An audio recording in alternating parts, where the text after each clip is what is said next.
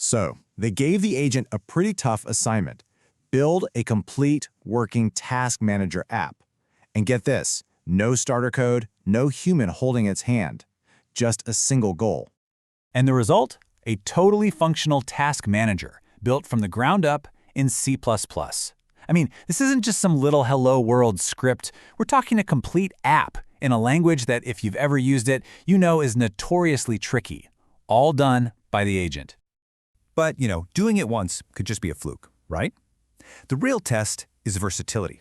So they ran the same process again, but this time they asked for the app to be built in Java.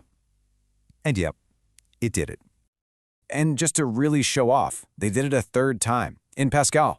This is the amazing part. It proves the agent isn't just spitting out a memorized solution. It understands the core logic of what a task manager is, and it can act like an autonomous code factory, building it in whatever language you throw at it.